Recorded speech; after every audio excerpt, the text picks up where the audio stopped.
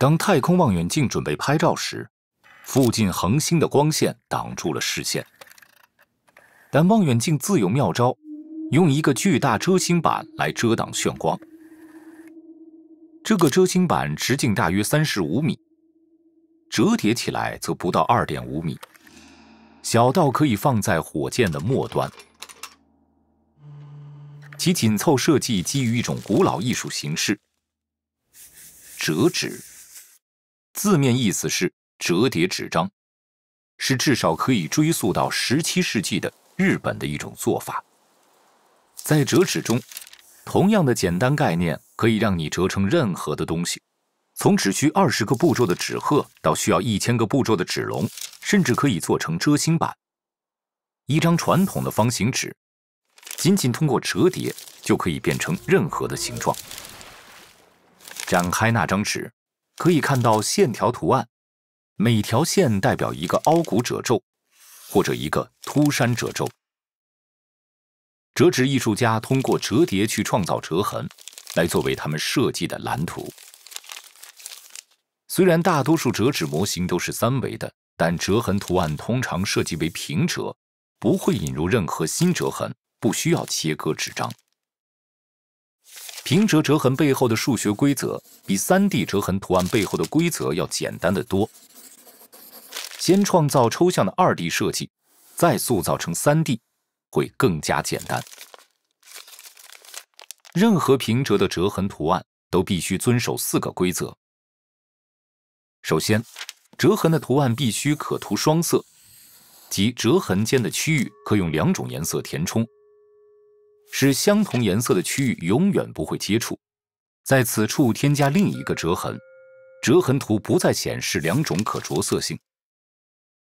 第2条，山和沟褶皱的数量在任何内部顶点必须差恰好2个，就像这里交汇的3股褶皱和依山褶皱一样。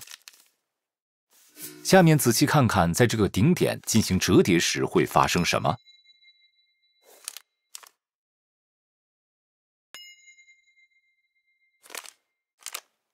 无论哪种方式，模型都不会平坦。第3条规则是，如果我们对内部顶点处所有角进行编号，顺时针或逆时针标注均可。偶数角加起来必须是180度，奇数角也必须如此。仔细观察褶皱，可以看出原因。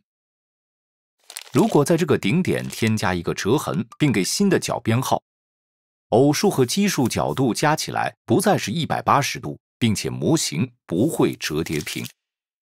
最后，一层纸不能穿过褶皱。一个可折叠的2D 平面底座通常是最终3D 形状的抽象表示。了解折痕图案、2D 基座和最终3D 形式的关系，令折纸艺术家设计出极其复杂的形状。当我们将折痕图案折叠到这个平坦底座上时，这些分好的区域中的每一个都成为一个单独的金翼。